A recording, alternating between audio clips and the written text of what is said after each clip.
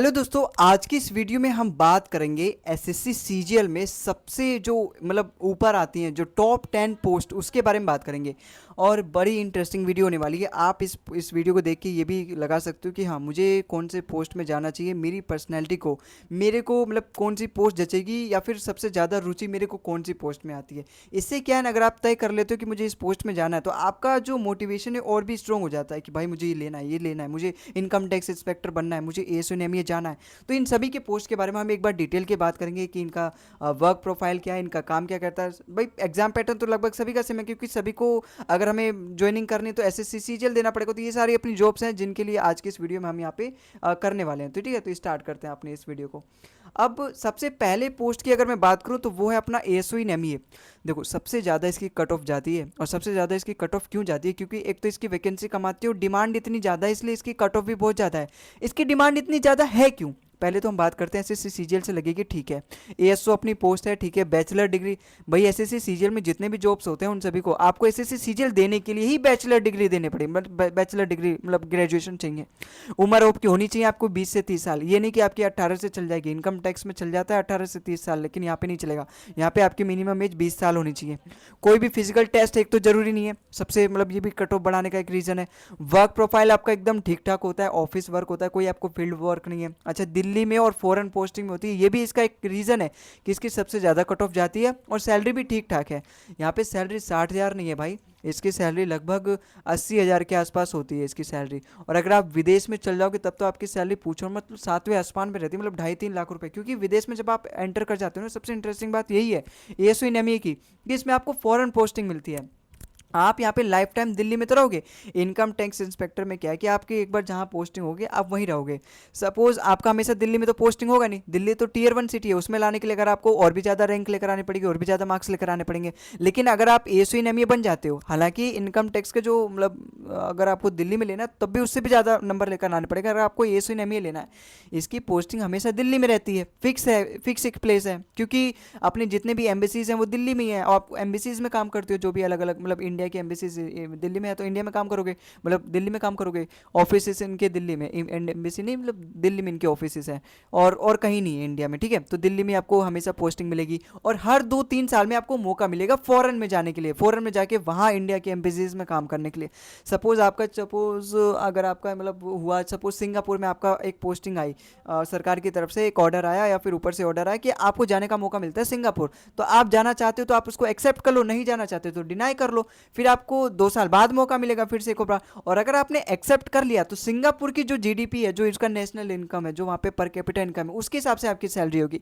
अब सिंगापुर तो definitely India से ज़्यादा महंगा शहर है, तो वहाँ पे आपकी सैलरी भी यहाँ से 3 गुना 4 गुना हो जाती है। लेकिन सैलरी के साथ साथ फिर आपके खर्चे भी बढ़ जाते हैं। लेकिन हाँ, एक मेजर डिफरेंस आता है कि आप वहाँ पे सेविंग करते हो, तो जितनी आप यहाँ पे कमाई करते हो ना, 80 से 90 हज़ार रुपये जितनी आपकी सैलरी, उतनी वहाँ सेविंग करके भेज सकते हो अपने इंडिया में, अपने सगे संबंधियों के पास, परिवार के पास, या फिर अपने पास भी रख सकते हो। एक मेजर डिफरेंस आ जाता है भाई सैलरी में। और सबसे अच्छी बात ये है। और बाकी फॉरेन पोस्टिंग है तो लोगों का सपना भी होता है कि हाँ, मैं फॉरेन में जाऊँ और एक अच्छी नौकरी करूँ और ये सारी चीज़ें वगैरह वगैरह, ठीक है। सैलरी बहुत अच्छी है। बाकी पर्क्स वगैरह तो इसके सब वहीं, आपको मेडिकल फैसिलिटीज़ दी जाएगी, आपको आपके ट्यूशन, बच्चों की जो ट्यूशन फीस होती है वो दी जाएगी, और बहुत सारी ऐसी फैसिलिटीज़ होती हैं भाई, जो कि मैं गिना नहीं सकता। अब वो तो आपको गवर्नमेंट जॉब में जाने के बाद ही पता चलेगा, ठीक है। लेकिन ये सब जो है, जो कि मोस्ट पॉपुलर है। अगला पोस्ट है हमारा एएसओ इन सीएसएस। देखो, एएसओ इन सीएसएस अपना एएसओ इन एमईए का छोटी बहन है, छोटी बहन है भाई, नहीं छोटी बहन है। पता है क्यों? बस इतना अंतर है इन दोनों पोस्ट में, काम देखो एक ही तरीके का है, डेस्क वर्क है। बस इसमें, इस एएसओ इन सीएसएस में काम ये है कि आपकी हमेशा पोस्टिंग दिल्ली में रहेगी, इंडिया में रहेगी, आप बाहर नहीं जा सकते। एसएससी सीजीएल से निकालोगे। असिस्टेंट सेक्शन ऑफिसर नाम है। क्वालिफिकेशन आपको बैचलर चाहिए, डिग्री चाहिए, आपके पास एज लिमिट आपका 20 से 30 साल है। कोई फिजिकल की जरूरत नहीं। सैलरी आपकी 80,000 से लगभग 1 लाख के आसपास हो जाती है। और अब तो 8वां वेतन है, तो हर लगभग सबकी सैलरी 20 से 30 हज़ार बढ़ जाती है, ठीक है। बाकी पोस्टिंग डिटेल में अभी आपको बताऊंगा। वर्क प्रोफाइल क्या है, देखो ये जितने भी ईएसओ होते हैं ना, सीएसएस में हो चाहे एमईए में हो, इन सभी का काम होता है केवल नोटिंग और ड्राफ्टिंग का, मतलब केवल और केवल डॉक्यूमेंट का काम होता है। डेस्क पे बैठ के कंप्यूटर वगैरह में केवल काम करने का काम होता है। कोई फील्ड वर्क नहीं होता कि आपको इनकम टैक्स की तरह बाहर जाना है किसी दूसरी कंपनी में जीएसटी इंस्पेक्टर की तरह, या फिर प्रिवेंटिव ऑफिसर की तरह पोर्ट पर जाके आपको रेड वगैरह मारना है, चेक करना है और ऑडिट वगैरह करना है। आपको कोई नहीं, इनसे कोई मतलब एक ऑफिस में जाना है सुबह 9 बजे और 5 बजे आ जाना है, सब डॉक्यूमेंट वगैरह काम करके एक चेयर पर आपको बैठना है, और बीच में लंच होता है 1 से 2। तो ये सारी चीज़ें हैं, ठीक है। मतलब बहुत ही एक रेस्टफुल जॉब है, मतलब आपको ऐसा नहीं लगेगा कोई फिजिकल ज़्यादा मतलब टायर्डनेस फील नहीं होगी, ज़्यादा आपको मेहनत नहीं करनी होती है, ठीक है। मतलब बहुत एक आरामदायक जॉब है। अच्छा, इसमें खास बात क्या है, एसओ एंड सीएसएस में जिसको देखो फॉरेन पोस्टिंग, अब जरूरी थोड़ा ना कि हर किसी को फॉरेन पोस्टिंग पसंद है, तो अपना इसी को चूज़ कर लेते हैं। अब जो एसओ एंड एमईए में लगते हैं ना, वो मिनिस्ट्री ऑफ एक्सटर्नल अफेयर आता है, मतलब जो भी एक्सटर्नल अफेयर से रिलेटेड पॉलिसीज़ होती हैं, डॉक्यूमेंट वर्क होता है, वो उनमें काम करते हैं। लेकिन एएसओ एंड सीएसएस में अलग अलग डिपार्टमेंट है, जैसे फाइनेंशियल डिपार्टमेंट हो गया, कोल एंड पेट्रोलियम डिपार्टमेंट हो गया, और डिफेंस डिपार्टमेंट हो गया। तो इन सब में अलग अलग डिपार्टमेंट जिस तरीके से बना रखे हैं, उसमें ये वाले जो एएसओ होते हैं वो काम होते हैं। तो अलग अलग डिपार्टमेंट में इनका हर से 2-3 से साल में इनका ट्रांसफ़र होता रहता है, वो भी जोन में ही होता है। ऐसा नहीं कि फिर इनको अगर ट्रांसफ़र हो रहा है तो दिल्ली से फिर इनको यूपी में भेज देंगे, झारखंड में भेज देंगे, नहीं, दिल्ली में ही होगा, बस अलग अलग डिपार्टमेंट में होगा, उसी ऑफिस में ही अलग अलग डिपार्टमेंट बनाए जाते हैं। तो आप 2-3 साल यहाँ काम करोगे, फिर 2-3 साल उस डिपार्टमेंट में काम करोगे। वो आपका आपके चेयरमैन पे, आपके उस पर डिपेंड करता है, सीनियर पे डिपेंड करता है कि वो आपको किस तरीके से जॉब वगैरह प्रोवाइड करता है, मतलब आपसे किस तरीके से वो काम करवाता है, ठीक है। आई होप आपको समझ में आया होगा। अब आता है हमारा तीसरा, जो कि सबसे ज़्यादा चार्मिंग है, सबसे ज़्यादा बेस्ट है भाई, मतलब इसका भौकाल ही अलग है, क्योंकि जब से फिल्में वगैरह चल चुकी हैं और इसका नाम जब से ये घोटाला मतलब हुआ था, मतलब बहुत ज़्यादा मतलब टैक्स वगैरह लिया गया था अलग अलग जगह से, इनकम टैक्स इंस्पेक्टरों के द्वारा बड़ी बड़ी रेड मारी गई, इसका नाम ही अलग एक तरीके से चलता है, इनकम टैक्स इंस्पेक्टर। सीजीएल के द्वारा भी आप सेलेक्ट कर सकते हो, पोस्ट का नाम है income tax inspector. Work profile की मैं बात अभी करूंगा, बैचलर, मतलब एसएससी सीजीएल में तो जितनी भी हो सबको ग्रेजुएशन ही चाहिए आपको। 18 से 30 साल आपकी उम्र, मतलब आप 18 साल हो तभी आप, लेकिन 18 साल आप 1 अगस्त से पहले हो जाने चाहिए, ऐसा नहीं कि आप 1 अगस्त के बाद। सपोज किसी का जो आप 18 अगस्त 1 नवंबर में हो रहे हो, तो फिर नहीं माना जाएगा। आपका जो एक्चुअली में होना चाहिए 18 साल, वो 1 अगस्त से, आपके डॉक्यूमेंट जो भी होने चाहिए 10वीं 12वीं के, ग्रेजुएशन के, सब 1 अगस्त से पहले के होनी चाहिए, उस ईयर में जिस ईयर में आपने अपीयरिंग किया है, ठीक है। तभी आपका जो डॉक्यूमेंट वेरिफिकेशन है क्वालिफाई हो जाएगा। हालांकि फिजिकल कोई स्टैंडर्ड आपको इसमें देना नहीं होता, कोई फिजिकल वगैरह नहीं होता, बस आपको इतना चेक करवाना है कि हाँ भाई मैं फिट हूँ, मुझे कोई बड़ी बीमारी नहीं है, ठीक है, बस इतना आपको, जो कि किसी भी ईजिली हो जाएगा आपके हॉस्पिटल में जाके, ठीक है। बाकी वर्क प्रोफाइल की यहाँ पे मेन चीज़ है सैलरी, तो इनकी भी अच्छी खासी रहती है। सैलरी सबको लगभग यहाँ पे बराबर ही होने वाली है, जो मैं यहाँ पे बताने वाला हूँ, ठीक है। सबकी सैलरी लगभग 70,000 से ज़्यादा ही होने वाला है, और 8वां वेतन के आने के बाद सबकी सैलरी लगभग 1 लाख प्लस हो जाएगी, ठीक है। अब वर्क प्रोफाइल की अगर मैं बात करूं कि इनकम टैक्स का वर्क होता क्या है, देखो आजकल जो सारा सिस्टम है वो ऑनलाइन हो चुका है, मतलब पता ही नहीं है किसी मंत्री को कि मेरा जो रेड है या फिर जो मेरा डॉक्यूमेंट वो किसके हाथ में गया है। तो यहाँ पे करप्शन वगैरह तो बहुत कम है, तो करप्शन के पर्पज से तो भाई आप आना मत, कि इनकम टैक्स में बहुत ज़्यादा कमाई होती है। हालांकि करप्शन यार वैसे ही अपना देश इतना पीछे चल रहा है करप्शन की वजह से, और इस चीज़ की उम्मीद मत करना। लेकिन हाँ, एक रिस्पेक्टफुल जॉब है, आपको अच्छी सैलरी दी जाएगी, वीकेंड पे हॉलीडेज है, मतलब कोई इतना ज़्यादा स्ट्रेस नहीं है, मतलब बहुत ही, मतलब आपको एक अब जीवन एकदम अच्छा सा व्यापन करोगे, आपको लगेगा कि हाँ भाई एकदम मतलब आरामदायक जीवन जारी है और कोई स्ट्रेस नहीं है प्राइवेट नौकरी की तरह। बाकी आप जो चाहते हो, अगर आपके पास कोई स्किल वगैरह, यूट्यूब वगैरह चैनल स्टार्ट कर सकते हो, उस पर अपना थोड़ा बहुत स्किल को दिखा सकते हो, बाकी आपकी एक्स्ट्रा अर्निंग हो जाएगी, ठीक है। अगर इसकी पोस्टिंग की बात करें तो ऑल ओवर इंडिया आपको चेन्नई में भी पोस्टिंग मिल सकती है, मुंबई में भी पोस्टिंग मिल सकती है, दिल्ली में भी मिल सकती है। वो डिपेंड करता है कि आपकी कितने नंबर आए हैं, कितनी आपकी रैंक आई है। अगर मैं सैलरी की बात करूँ, देखो 55 नहीं है भाई, इसकी सैलरी 75,000 से ही शुरू होती है, और 75,000 से आपकी सैलरी फिर हर 2-3 साल में आपको इंक्रीमेंट भी मिलेगा, जो कि मतलब हर 2-3 साल नहीं, मतलब हर साल में 2-3 हज़ार का इंक्रीमेंट आपको देखने को मिलता है पर मंथ, ठीक है। पर मंथ नहीं, मतलब पर ईयर, मतलब पर मंथ तो ये सैलरी है 75,000, तो अगले साल आपकी सैलरी 78,000 हो जाएगी, फिर उसके अगले साल से कुछ 5,000 बढ़ के 83,000 हो जाएगी। तो इस तरीके से आपका मतलब हर साल आपकी सैलरी बढ़ती रहेगी, ठीक है। अगले पोस्ट पे चलते हैं। अगला पोस्ट है हमारा जीएसटी इंस्पेक्टर, एकमात्र ऐसी पोस्ट है जिसमें आपको वर्दी मिलती है 3 स्टार वाली। एक प्रिवेंटिव ऑफिसर है, लेकिन उसमें व्हाइट वर्दी मिलती है, और वो उसमें आपको हमेशा पोर्ट पर ही रहना पड़ता है। लेकिन जीएसटी इंस्पेक्टर में आपको जो वर्दी मिलती है, वो इसका ये भी एक नुकसान है कि आपको केवल और केवल 26 जनवरी और 15 अगस्त को पहनना पड़ता है। ये नहीं कि आप डेली जाओ टसन में जाओ कि वर्दी पहन के और लोगों को दिखाओ कि देखो भाई 3 स्टार है, अपने गली मोहल्लों को जलाओ, यहाँ पे पड़ोसियों को, नहीं, ऐसा कुछ नहीं है। ये वाला आपको 26 जनवरी और 15 अगस्त, क्योंकि इनका मेन काम है ही नहीं क्राइम वगैरह क्रिमिनल्स वगैरह को पकड़ना। इनका मेन काम है केवल जीएसटी की चोरी अगर हो रही है उसको पकड़ना, उससे रिलेटेड जो भी काम जाम है उसको देखना। बाकी एसएससी सीजीएल चाहिए होगा, पोस्ट जीएनसी और बैचलर डिग्री मतलब चाहिए। और बाकी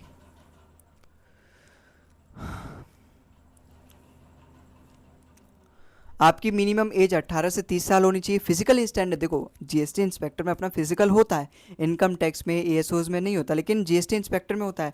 और लेकिन इसमें जो फिजिकल होता है ना वो उतना हार्ड नहीं होता सीपीओ की तरह या फिर आर्मी की तरह। ये नहीं कि आपको दौड़ाएंगे एकदम लॉन्ग जंप करवाएंगे, हाई जंप करवाएंगे, नहीं भाई। आपको मतलब एक अच्छा सा फिजिकल होता है, नॉर्मल सा फिजिकल होता है। आपकी चेस्ट वगैरह हाइट वगैरह चेक करेंगे, 157 सेंटीमीटर के आसपास आपकी हाइट होनी चाहिए, 81 सेंटीमीटर आपकी चेस्ट होनी चाहिए। और लगभग आपको शायद 8 किलोमीटर आधे घंटे में साइकिलिंग करनी होती है, और 1.6 किलोमीटर आपको लगभग शायद 8 किलोमीटर 30 सेकंड में 30 मिनट में आपको साइकिलिंग करनी होती है। शायद नहीं है, बिल्कुल ठीक है, 8 किलोमीटर आपको 30 मिनट में आपको साइकिलिंग करनी होती है। और लगभग 1.6 किलोमीटर मतलब 1600 मीटर आपको लगभग 8 मिनट में वॉक करना पड़ता है। दौड़ना नहीं पड़ता, वॉक करने से वो हो जाता है। वर्क प्रोफाइल की मैंने आपको बताई, इसमें जो भी जीएसटी से रिलेटेड की कहीं जीएसटी की चोरी तो नहीं हो रही, अगर ये कंपनी जीएसटी भर रही है तो क्या ठीक ठाक भर रही है, हर साल भर रही है, समय से भर रही है, ये सब आपका काम है। इसमें दोनों तरीके का काम होता है, फील्ड वर्क भी होता है और आपका रेड भी मतलब डेस्क वर्क भी होता है। डेस्क वर्क में आप केवल कंप्यूटर पे काम करोगे, जो भी उसका रिलेटेड डॉक्यूमेंट से रिलेटेड काम होगा उस कंपनी से वो आप देखोगे। और जब भी आपको रेड मारना होगा, ऑडिट पे जाना होगा, तो आप वहाँ पे किसी भी कंपनी में जाओगे, ऑडिट करोगे कि हाँ यहाँ पे इतना इनका प्रॉफिट हुआ है, तो इन्होंने टैक्स कितना भरा है, इन्होंने जीएसटी कितना भरा है, क्या जो जीएसटी भर रहे हैं वो ठीक भर रहे हैं, जितना भी इनको प्रॉफिट हुआ है क्या उस प्रॉफिट में से एक बैलेंस मतलब जितना जीएसटी इनको भरना चाहिए उतना भर रहे हैं। ये सब हम जाके ग्राउंड लेवल पे चेक करते हैं, तो वो भी एक जीएसटी इंस्पेक्टर का काम होता है। सैलरी इसकी भी भाई 75,000 होती है, 75,000 के आसपास होती है। और फिर हर एक साल में 2-3 हज़ार तो बढ़ता ही है, ठीक है। तो मतलब सैलरी तो भाई अच्छी खासी है ही। अगले पोस्ट पे चलते हैं। अगला पोस्ट है अपना सीबीआई या फिर नारकोटिक्स। सबसे खतरनाक पोस्ट है, और अगर मैं सबसे कहूँ तो अनस्टेबल पोस्ट भी यही है, क्योंकि इसमें आपको कभी भी रात में अगर आप जग रहे हो ना, मैं देखो डीमोटिवेट नहीं कर रहा, सबसे अगर मैं कहूँ कोई अगर एडवेंचरस लाइफ जीना चाहता है तो वो भाई सीबीआई और नारकोटिक्स में अपना पोस्ट बड़े पोस्ट प्रेफरेंस में, क्योंकि सबसे एडवेंचरस लाइफ इसी में होती है। अगर हम सीजीएल की बात करें तो एसएससी सीजीएल से बनोगे, बाकी आपको ग्रेजुएशन डिग्री चाहिए, और इसमें फिजिकल भी देखो अच्छा खासा होता है, क्योंकि एक फोर्स वाली जॉब है। इसमें आपको थोड़ा मतलब एक्टिव एक चाहिए, एक्टिव बॉय चाहिए, तो आपको थोड़ा सा एक अच्छी फिजिकल मेंटेन करनी होती है, आपकी हाइट वगैरह अच्छी होनी चाहिए, आपकी चेस्ट वगैरह और भी अच्छी होनी चाहिए, ठीक है। तो ये सब कुछ यहाँ पे चाहिए होता है। वर्क प्रोफाइल की अगर मैं बात करूँ तो जो भी क्रिमिनल वगैरह से रिलेटेड आपका इन्वेस्टिगेशन होता है, जो भी ड्रग्स वगैरह से रिलेटेड, और मतलब बहुत सारी ऐसी चीज़ें होती हैं जो कि सीबीआई के अंडर आती हैं। कोई भी क्राइम वगैरह होता है, मर्डर वगैरह होता है, तो वो सब सीबीआई के अंदर आती हैं। आपने देखा भी होगा सीआईडी से जब केस हैंडल नहीं होता तो जो एसीपी प्रद्युम्न है वो सीबीआई को बुला के हैंडल कर देते हो। तो उस तरीके की चीज़ें आपको यहाँ पे देखने को मिलेगी, ठीक है। ग्रुप भी अपना पोस्ट है ये। बाकी आपकी जो एज होनी चाहिए वो 20 से 30 साल होनी चाहिए मिनिमम, ठीक है, इतनी होनी चाहिए, और 1 अगस्त से पहले आपको ये पूरी हो जानी चाहिए। एज पर फोर्स स्टैंडर्ड मैंने आपको बताया, इंड्योरेंस, स्टेमिना, मेडिकल फिटनेस आपको इसमें मैंडेटरी है, क्योंकि ये फोर्स वाली जॉब है भाई। और आपकी सैलरी लगभग 55,000 की नहीं होती भाई, वही 75,000 से 80,000 के आसपास जॉब होती है, क्योंकि एसएससी सीजन में जितनी भी पोस्ट है ना, मोस्टली जो ग्रुप बी की है उन सभी के जो सैलरी है वो लगभग 75,000 से 80,000 के आसपास है। अब 8वां वेतन आने के बाद उन सभी की सैलरी लगभग 1 लाख 1.5 लाख के आसपास पहुंच जाएगी, मतलब 1,10,000 20,000 के आसपास पहुंच जाएगी। बाकी इंक्रीमेंट करते करते तो अच्छी सैलरी हो ही जाती है। अगला पोस्ट है हमारा इन्फोर्समेंट डायरेक्टरेट, ईडी, जो कि आजकल आप बहुत ज़्यादा ट्रेंडिंग में भी है, जब से इसने बड़े बड़े पॉलिटिशियन के घर रेड वगैरह मारा है, ठीक है। एक्चुअली में क्या होता है ना, जैसे फाइनेंशियल से रिलेटेड कोई भी अगर इशू आता है, कंप्लेन आता है कि ये टैक्स की चोरी कर रहे हैं, और बड़ी मात्रा में चोरी कर रहे हैं, और बड़े आदमी थोड़े वीआईपी आदमी है, तो वहाँ पे अपने इनकम टैक्स इंस्पेक्टर नहीं जाएंगे, वहाँ पे अपनी ईडी जाती है। ये एक अलग ही यूनिट बना रखी है सरकार ने, जो कि फाइनेंशियल से रिलेटेड, केवल फाइनेंशियल से रिलेटेड जो इश्यूज होते हैं उनको ये टारगेट करके अपना जो भी उससे रिलेटेड कंप्लेंट्स वगैरह हैं और इन्वेस्टिगेशन है वो ये करते हैं। सीजीएल से ही बन सकते हो, असिस्टेंट इन्फोर्समेंट ऑफिसर, ये आपका सबसे पहली पोस्ट होगी। जैसे आप इनकम टैक्स इंस्पेक्टर बनोगे, फिर इनकम टैक्स ऑफिसर बनोगे, वैसे आप यहाँ पे एईओ बनोगे पहले, फिर उसके बाद आपकी पोस्ट वगैरह मतलब आपकी प्रमोशन वगैरह आगे होगा। बाकी आपको एक डिग्री तो चाहिए, क्वालिफिकेशन आपको डिग्री चाहिए। 18 से 30 साल में आप बन सकते हो, मतलब मिनिमम 18 चाहिए, 30 साल के बीच में आप बन सकते हो। इन्वेस्टिगेशन इनका मेन काम होता है कि जाके मुझे देखना है कहीं, जो जहाँ पर भी अगर बड़ी कंप्लेन आती है कि हाँ बड़ा आदमी है, बड़ा हाथ मारा है इसने, तो जाके वहाँ पे जाके आप इन्वेस्टिगेशन करना होता है। जो भी मनी लॉन्ड्रिंग या फिर इंटेलिजेंस गैदरिंग या फिर लीगल प्रोसीडिंग या फिर सर्च वगैरह भी आपको करना पड़ता है, मतलब रेड वगैरह, कुल मिला के आपको ऑडिट वगैरह रेड वगैरह करना पड़ेगा, ठीक है। बाकी ये सब ट्रेनिंग में सिखाए देते हैं कि किस तरीके से आपको सारी चीज़ें करनी है, बस आप एक बार एग्ज़ाम निकाल लो भाई, ठीक है। और बाकी फिजिकल तो इसमें भी चाहिए, क्योंकि थोड़ी वैसी जॉब है, ये अलग ही यूनिट है, इसमें आपको जाके रेड वगैरह मारनी, तो एक फिजिकल स्टैंडर्ड यहाँ पे चाहिए होता है। सैलरी की बात करूँ तो इसकी भी भाई आपकी 75,000 से 80,000 के बीच होती है, क्योंकि बहुत important, one of the important post है और अच्छी पोस्ट है और वर्किंग पोस्ट है। मतलब यहाँ पे ऐसा नहीं कि आपको मतलब एक आरामदायक, थोड़ा सा स्ट्रेस भी रहता है यहाँ पे, लेकिन हाँ एक ठीक ठाक पोस्ट है, मतलब अच्छी पोस्ट है भाई, ऐसे नहीं बेकार पोस्ट नहीं है। अगले अगले पोस्ट पे हम चलें तो प्रिवेंटिव ऑफिसर। देखो प्रिवेंटिव ऑफिसर जो होते हैं ना वो बंदरगाह पे रहते हैं, ज़्यादातर पोर्ट पे रहते हैं। देखो आपका सिलेक्शन तो यहाँ पे एसएससी सीजीएल से ही बन सकते हो, बैचलर ऑफ डिग्री चाहिए यहाँ पे 157 पॉइंट, क्योंकि ये जो फोर्स है एक तरीके से, एक्चुअली में क्या होता है, जैसे जो बड़े बड़े समुद्र हैं उनके अगल बगल जो भी पोर्ट बने ना, उन पे वहाँ इनकी पोस्टिंग होती है, वहाँ पोस्टिंग होती है। तो वहाँ ये क्या करते हैं, जो भी अपने विदेशों से सामान यहाँ पे इंपोर्ट किए जा रहे हैं अपने भारत में बेचने के लिए, उसको ये चेक करते हैं कि कहीं ये जो चीज़ आ रही है वो ठीक तो आ रही है, कहीं बेकार चीज़ तो नहीं आ रही, मतलब ड्रग्स वगैरह तो नहीं आ रहा, कोई क्राइम वगैरह से रिलेटेड तो ये रिलेटेड नहीं है। और बाकी ये चेक करते हैं कि जो भी ये लेकर आ रहे हैं क्या इसकी ड्यूटी इन्होंने भर रखी है कि नहीं, मतलब जो भी उस पर टैक्स वगैरह लग रहा है, तो ये सब उनका काम होता है भाई। जो भी मतलब इम्पोर्ट और एक्सपोर्ट का काम होता है वो सब इनके अंडर आता है। एक अलग यूनिट बना रखी है जो कि एक्सपोर्ट और इम्पोर्ट से रिलेटेड जो भी इशूज़ होंगे वो देखेंगे।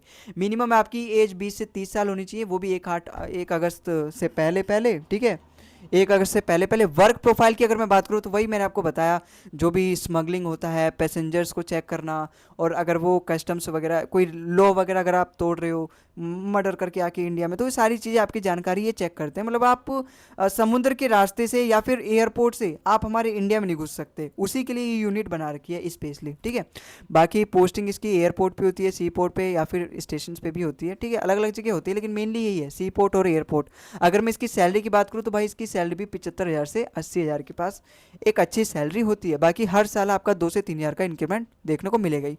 अगला पोस्ट है हमारा डिविजनल अकाउंटेंट। देखो divisional accountant one of the best post, अगर मैं कहूँ ना सबसे ज़्यादा आरामदायक कोई आपको यहाँ पे, एक्चुअली इसकी सबसे अच्छी बात होती है, जितनी भी अभी अभी तक जितनी भी पोस्ट है ना, इन सभी में जब आप ऐसा लगेगा तो आप एज ए जूनियर लगोगे, लेकिन डिविजनल अकाउंटेंट एक ऐसा पोस्ट है जहाँ पे आप, जहाँ पर भी आपकी पोस्टिंग होगी उस ऑफिस में आप ही सबसे सीनियर रहोगे। जो भी वहाँ पे 4-5 कर्मचारी काम करने वाले रहेंगे आपके अंडर काम करेंगे, वो आप वहाँ पे सबसे ज़्यादा सीनियर रहोगे, ठीक है, सबसे ऊपर रहोगे, तो आप ही वहाँ सबके चेयरमैन काम करोगे। तो सबसे फ़ायदेमंद होता है कि अगर हम वहाँ पे सीनियर है तो हमारी मर्जी एक तरीके से चलती है और एक अलग ही फील आती है बॉस की, ठीक है। बाकी डिविजनल अकाउंटेंट पोस्ट का नाम है, क्वालिफिकेशन आपको डिग्री चाहिए, 18 से 30 साल की उम्र में आप बन सकते हो, मतलब इतनी उम्र आपकी होनी चाहिए।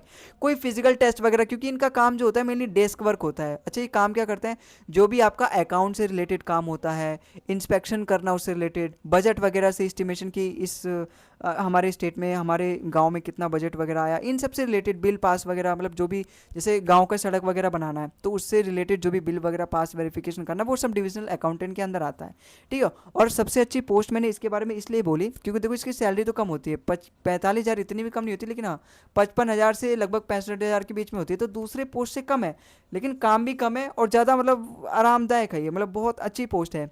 अब सबसे अच्छी मैंने इसको क्यों बोली, जबकि इसकी सैलरी तो कम है, इसके मैंने सबसे अच्छी इसलिए बोली क्योंकि इसमें सबसे ज़्यादा आपको टाइम मिलता है, फ्री का टाइम मिलता है। जैसे कई बार अगर आप यूपीएससी वगैरह की तैयारी करते हो, अगर आप एएसओ हो, इनकम टैक्स हो, जीएनसी इंस्पेक्टर हो, तो आपको थोड़ा सा जो टाइम टेबल है वो आपको बिगड़ सकता है, लेकिन डिविजनल अकाउंट में आपको पास टाइम ही टाइम होता है, बहुत ज़्यादा टाइम होता है, आपको केवल ऑफिस में जाना है, साइन करना है, बाकी फ्री है आपके पास टाइम, क्योंकि आप ही सीनियर हो वहाँ पे, तो आप अपना किताब वगैरह भी लेके जाके वहाँ पे, मतलब एक तरीके से आपका मेंटली फ्रेश रहोगे आप, ठीक है, मतलब उतना काम आपको नहीं करना पड़ता। इसलिए डिविजनल अकाउंट एक one of the popular post में से आ जाती है। जो भी बच्चे यूपीएससी की तैयारी करते हैं या फिर आगे उन्हें और भी पढ़ाई करने, तो वो डिविजनल अकाउंटेंट को ज़्यादा प्रेफरेंस देते हैं as compared to other post. अगला पोस्ट की हम बात करें टैक्स असिस्टेंट। जिस तरीके से अपना इनकम टैक्स इंस्पेक्टर होता है ना, उसी में हम जो नीचे वाली पोस्ट है उसकी, वो है अपना टैक्स असिस्टेंट, ये ग्रेड सी है, अपना इनकम टैक्स इंस्पेक्टर ग्रेड भी है। एसएससी सीजीएल से इसका वो होता है अपना चयन। बाकी बैचलर डिग्री चाहिए आपको अगर एसएससी सीजीएल देना है। कोई फिजिकल टेस्ट नहीं होता, फिजिकल टेस्ट तो इनकम टैक्स इंस्पेक्टर में भी नहीं होता। काम इसका वही होता है जो इनकम टैक्स इंस्पेक्टर का होता है, बस ये थोड़ा सा जूनियर लेवल पे होता है, तो थोड़ा सा कम लेवल वाला काम होता है। बाकी आपकी उम्र 18 से 30 साल है तो आप इसके लिए अप्लाई कर सकते हैं और बन सकते हैं। पोस्ट का नाम टैक्स असिस्टेंट है। देखो इसका मेनली काम क्या होता है, data entry related to tax वगैरह, processing of income tax return, ITR वगैरह भरने से रिलेटेड कि यहाँ पे आईटीआर ठीक से भर रहा है कि नहीं भर रहा। बाकी असिस्टेंट वगैरह करना कि इनको जो भी इनके सीनियर है इनकम टैक्स इंस्पेक्टर वगैरह उनको एक तरीके से असिस्ट करना। सैलरी की अगर मैं बात करूँ, देखो 35,000 सैलरी नहीं है भाई, इसकी इतनी भी कम नहीं है। आपकी सैलरी लगभग 45,000 के आसपास है, 45,000 से 50,000 के आसपास है। कम है क्योंकि ग्रेड सी की जॉब है, टैक्स असिस्टेंट का काम है। इनकम टैक्स इंस्पेक्टर की सैलरी है 70-80 हज़ार रुपये, लेकिन इसकी सैलरी कम है, 45 से 50,000 रुपये है। ठीक है, तो ये सारी पोस्ट थी टॉप 10 जिसके बारे में मैंने आपको बताया। और आई होप आपको मजा आया होगा और आपने जाना होगा कि हाँ इनमें से मेरे लिए कौन सा सबसे बेस्ट पोस्ट है और कौन सा मतलब ऐसा कौन सा है जिसमें मुझे जाना चाहिए, मुझे जिसमें ज़्यादा सबसे ज़्यादा मजा आएगा, मैं भी एक ऐसी लाइफ स्टाइल चाहता हूँ। ठीक है, तो आइए आप ये निर्णय कर पा रहे हो और जरूर जरूर कमेंट में बताना कि आपका ड्रीम पोस्ट क्या है, कि आप किसके लिए तैयारी कर रहे हो, कौन सी पोस्ट के लिए आप अपना पूरा दिन मेहनत कर रहे हो। ठीक है, तो आई होप आपको समझ में आया होगा आज की वीडियो में जितना भी पोस्ट मैंने आपको बताया, मजा आया होगा देख के। बाकी वीडियो पसंद आए तो भाई वीडियो को लाइक कर देना, कमेंट जरूर करना कि आप किस भी पोस्ट के लिए तैयारी कर रहे हो। ठीक है, तो आज की इस वीडियो में बस इतना ही, अगली वीडियो में मिलते हैं हम किसी और टॉपिक के साथ, तब तक के लिए जय हिंद जय भारत।